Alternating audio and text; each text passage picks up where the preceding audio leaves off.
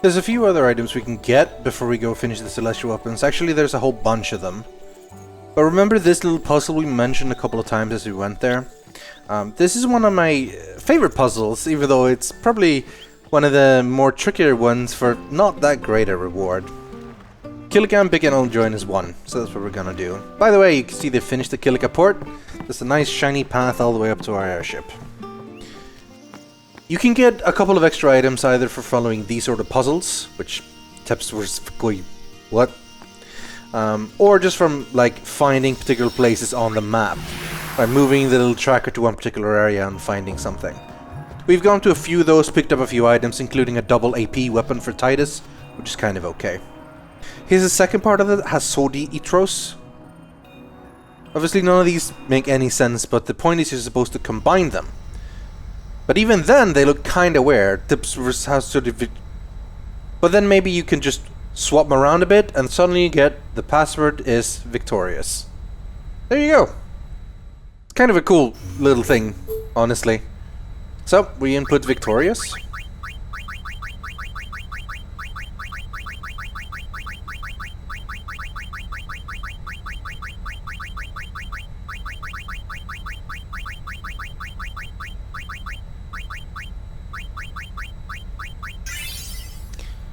And we get this little Besaid Ruins area. Yeehaw! Here we go!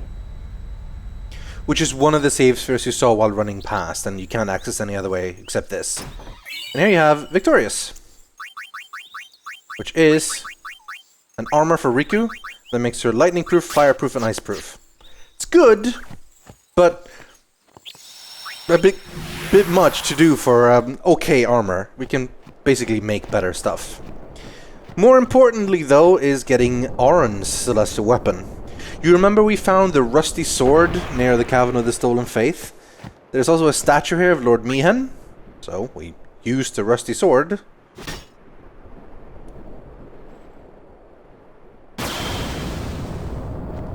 Which unlocks a seal, similar to the one that was the Caladbolg seal. Most of the other ones have seemed to be chests. These one are seals. I don't know if there's anything special with swords or what, but you know. The Masamune. For some reason Riku comes along, but more importantly, Auron comes along.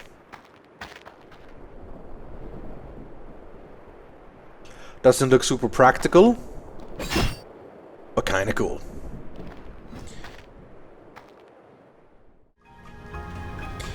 There's one more celestial weapon we need to get that we don't have at all. And to do that, we follow this little ghostly Quacktuar who's floating around.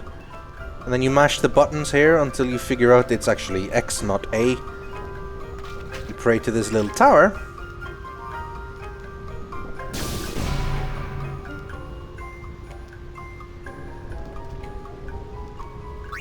Again, a chest, not a seal. I wonder if there's anything to that or it's just what it is. It's empty. Thanks a lot, Quacktuar Ghost. What do you give her this, Kimari?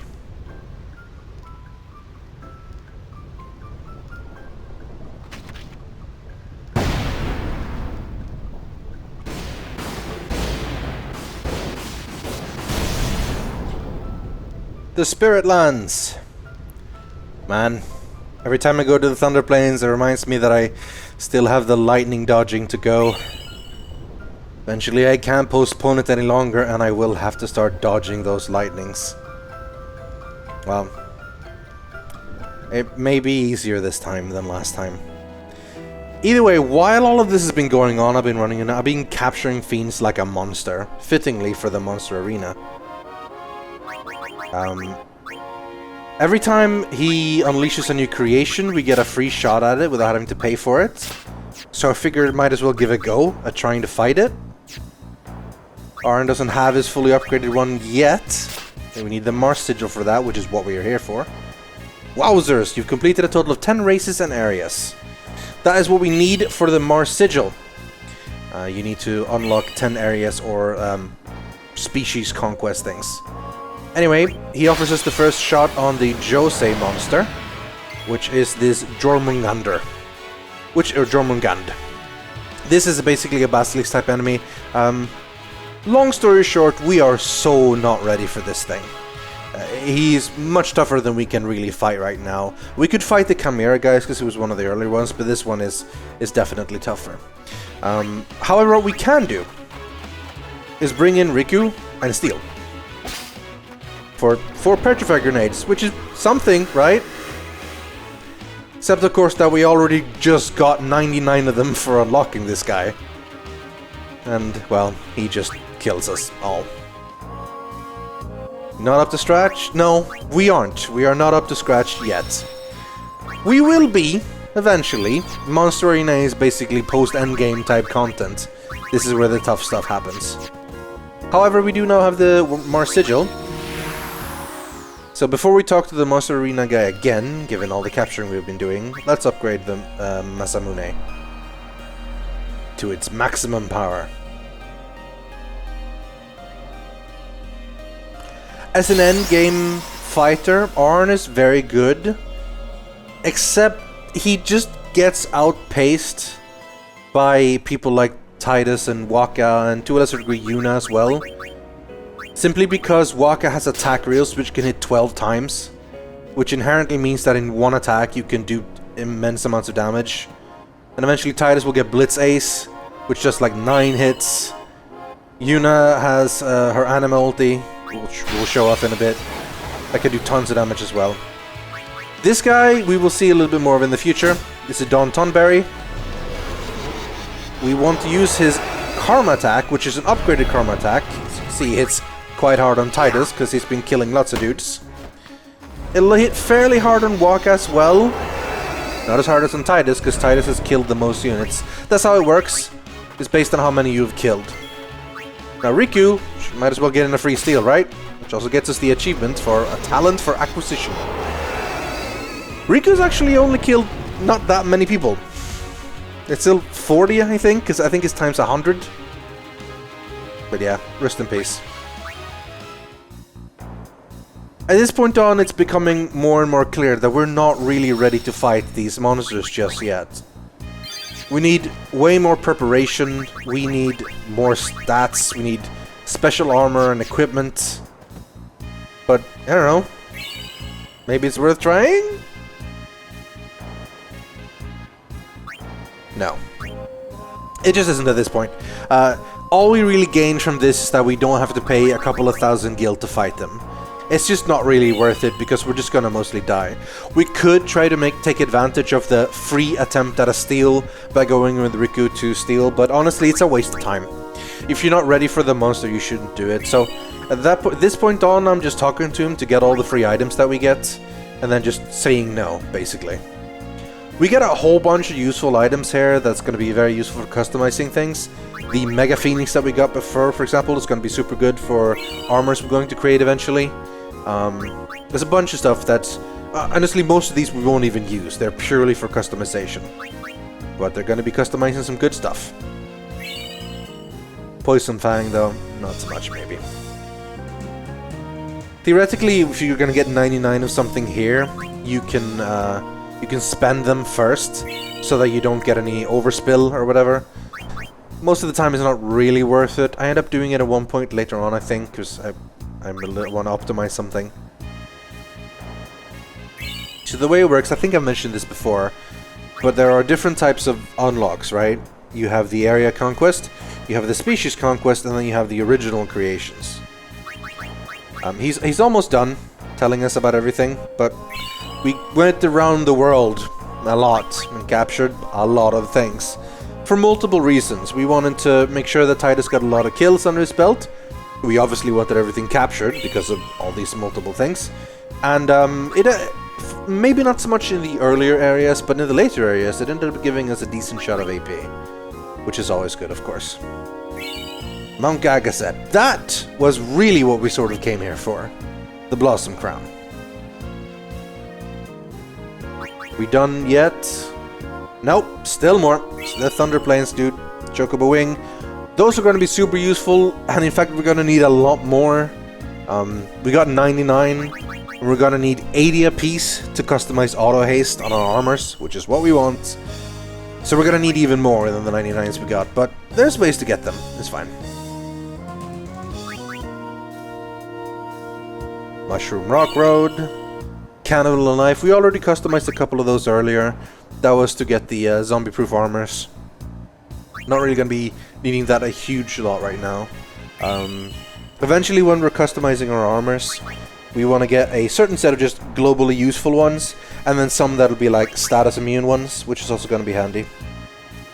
Okay, this is the first original creation, and I figured, you know, why not? Let's take a look at what he's created originally. This is the Earth Eater, which spawns, which he creates as soon as he's made 2 area monsters. As you can see, we were not ready for that guy. As Megaton Punch, there's basically insta-death. I think you need to be immune to death proof for that one. Yeah, we were not ready. We were not up to scratch. Once you have 2 area creations, he creates this guy.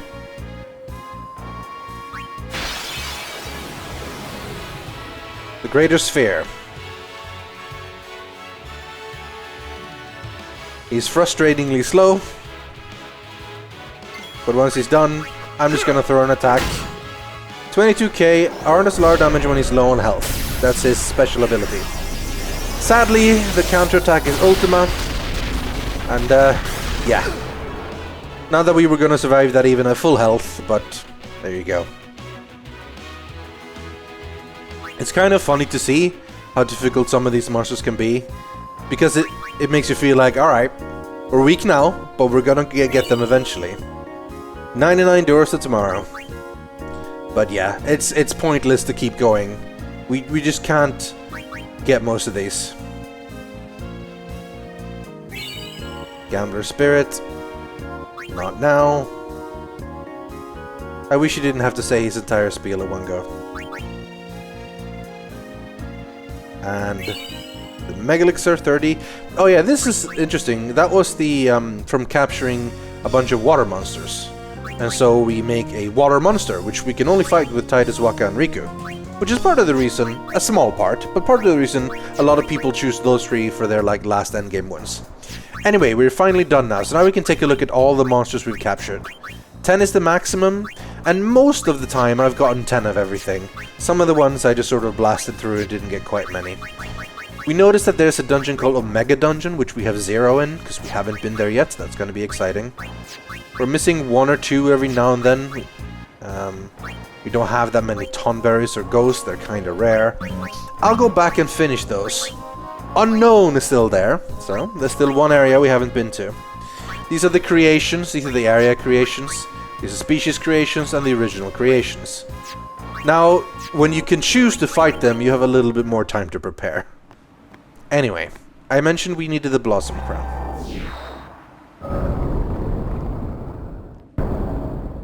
It's time to go back to Remiem. And have a chat with Belgemine. Well, Yuna, shall we see how well your training serves you? Very well. Before we begin... Now, are you ready?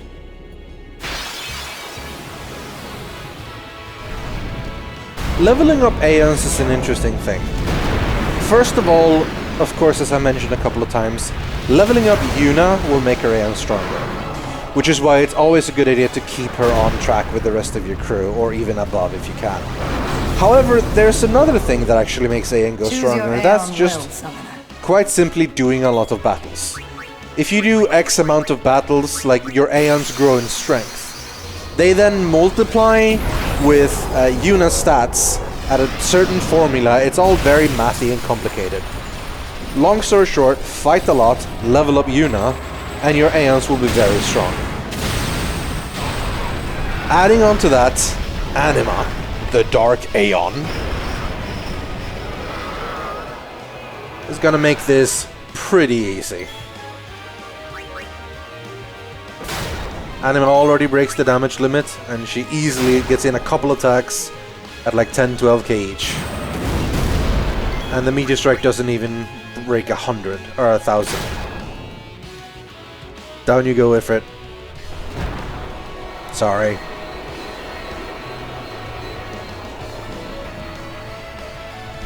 Stop. That is enough.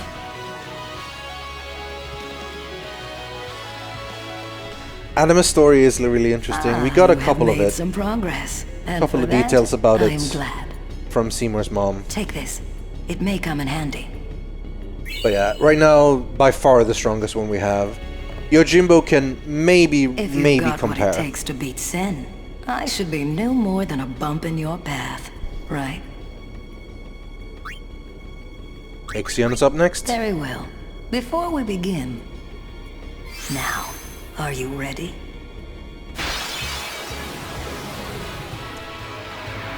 Lightning summons in Final Fantasy games have probably been the one that's changed the most. Ice is almost always Shiva, fire is almost always Ifrit. But lightning have been a bunch of different ones.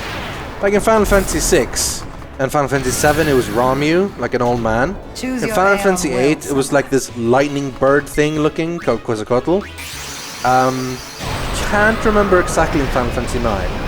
And then in Final Fantasy X we have this horned lightning unicorn with a curved, slicey horn thing. I think Ixion is pretty cool though. One of my favorites. Sadly, Anima makes short work of it.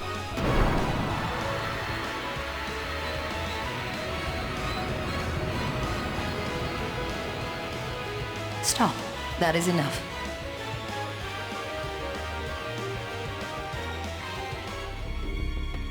Ah, you have made some progress. And for that, I am glad. Take this. It may come in handy. Chocobo feathers. If you've got what it takes to beat Sen, I should be no more than a bump in your path, right? Very well. Before we begin, now, are you ready? Shiva would kind of be a little bit more tricky because she dodges attacks really well. But we have a special ability on Anima called Pain, which doesn't qualify as an attack. Either way, this is one of my favorite Choose your summoning AI well, animations. summoner. It looks pretty cool. I mean, Anima's cooler, though. But, you know. Shiva, the Ice Lady, is generally a fairly useful Aeon, but I recall you don't really have her that long that she's totally useful. Aeons are interesting. You don't always use them that often, because they take some time, and if you do, you're only really leveling up Yuna and so on. But they're really strong. And I like the fact is that you summon them and they are their own things, and, you know, they don't cost mana to summon or anything. Goodbye, Shiva. Pain dealt with you pretty well. You might be immune to the insta-death, but the 10k plus damage, not so much.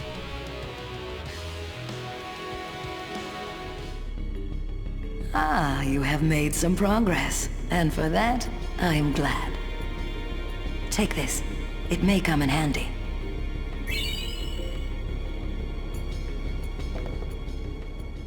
If you've got what it takes to beat Sen, I should be no more than a bump in your path, right? Bahamut. Very well. Before we begin, now, are you ready?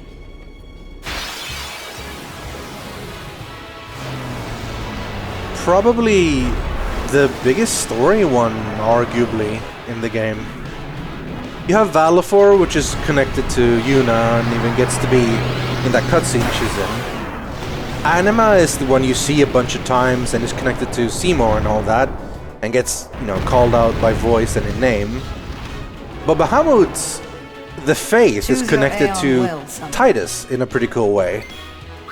This is part of what I mentioned before. Like, I would have thought it was cool to have, like, Titus's upgraded weapon be how Bahamut broke damage limit, but his ultimate could already broke damage limit. Either way, tough as Bahamut is, Anima is tougher. We hit him pretty damn hard, and he misses. Anima doesn't look particularly agile or like she dodges a lot, but apparently she's hard to hit anyway. Mega Flare would definitely hit hard if it got off, but would just do too much damage.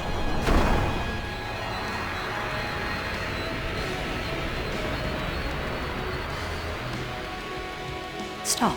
That is enough.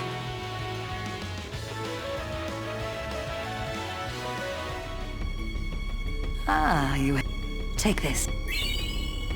The Flower Scepter. I'll show you what that's used for in a bit. You... Yojimbo. Now. Similarly to Shiva, he dodges a lot. So if you want to fight him, you have to rely on magic or special attacks. And just like we did for Shiva... By the way, okay, I changed my mind. That is the coolest summoning of all of them. We're gonna go straight for Anima again. And we're gonna be using Pain. It does make it quite easy.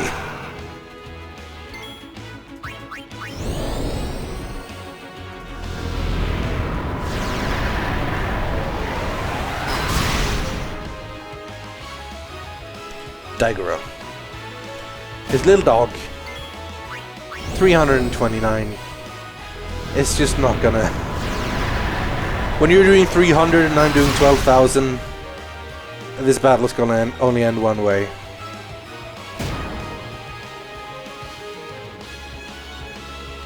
No matter how many times you send your dog to attack me.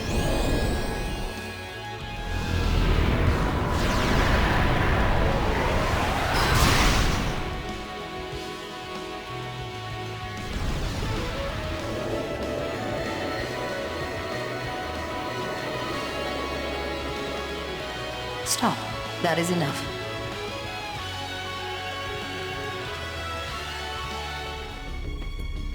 Ah, you have... Take this.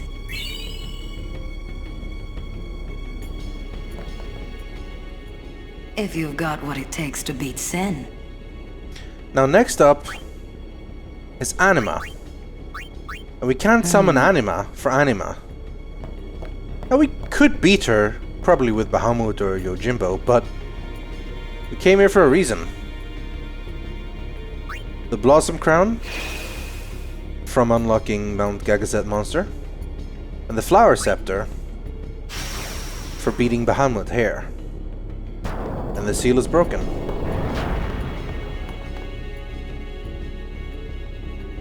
And from Ancient Remiem Temple, we get the third optional Aeon.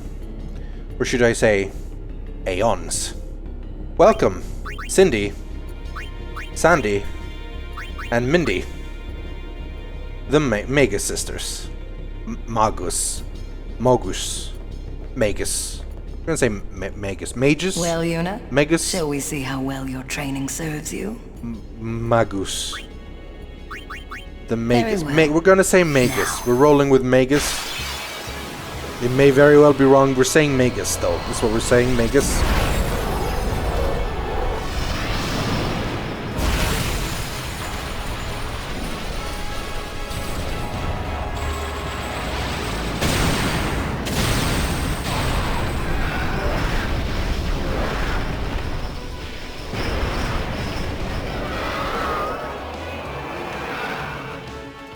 Choose your Aeon well, Summoner. So now we can summon the Mega Sisters. There are 3 of them. And with a very elaborate summoning sequence.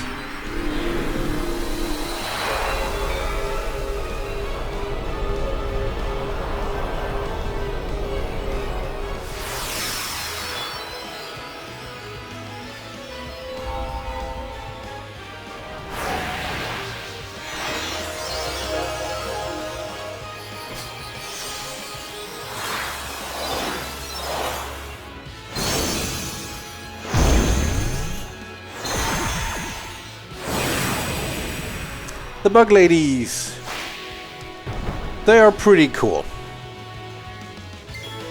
They don't work as normal. You kind of give them a sort of command-ish. And sometimes they decide to do nothing.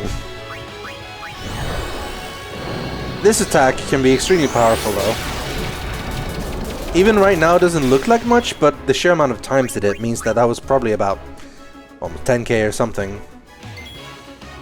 I didn't really do any math, I just threw it out there. And then of course sometimes they do this instead of taking a break.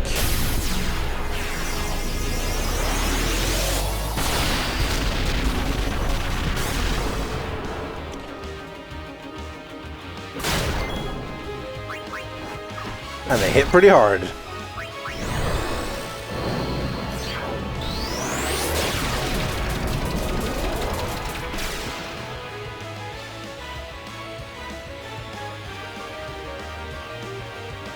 So that's how we dealt with Anima.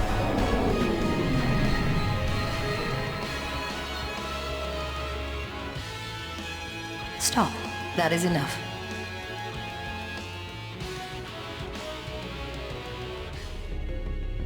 Ah, you have... Take this.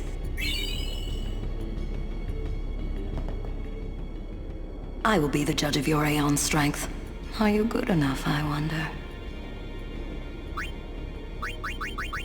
But now we have to go Very up well. against Before said we begin- Mega Sisters. Now, are you ready? This can definitely be one of the tougher Aeon fights, much like Anima. But we used the Mega Sisters to defeat Anima, and we are going to use Anima to defeat the Mega Sisters.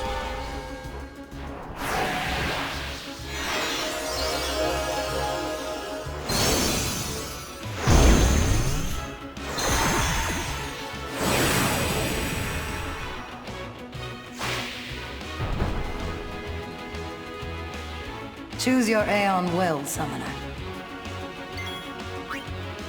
As we've been fighting, we've been building up a nice full Overdrive meter.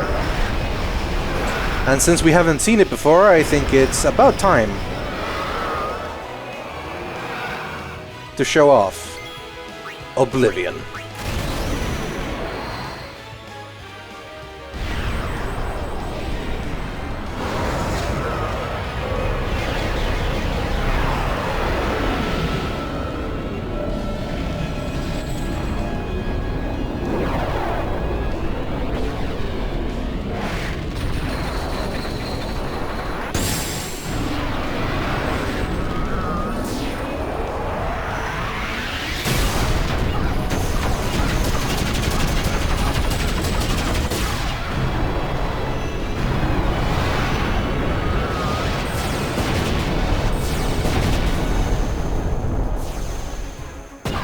That does quite a lot of damage.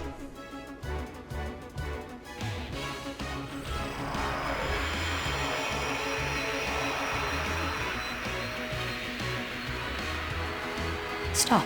That is enough.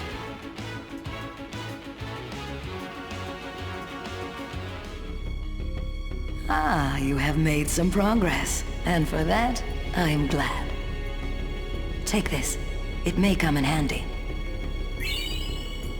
Thank you. Perhaps you'll teach me again someday? That's not possible. You have already surpassed your father. There is nothing more I can teach you. My work here on Spira is done. Time for me to go. Send her. Yes.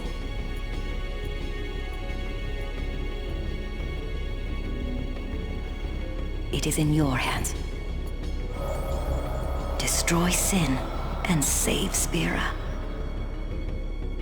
Goodbye, Belgemine, and thank you for everything. The Moon Sigil is ours. And that is another fully upgraded Celestial weapon. It's weird sometimes, the voice acting. Yuna seems to say yes so fast all the time. Like she has about a quarter of a second to finish saying the word. And when Belgemine had said that's not possible in about a second. It's weird. But that is a lot of Celestial weapons. As you can see, we're only lacking the Saturn Sigil and the Venus Sigil. Which means I have to go and do the goddamn butterfly dodging and the lightning dodging.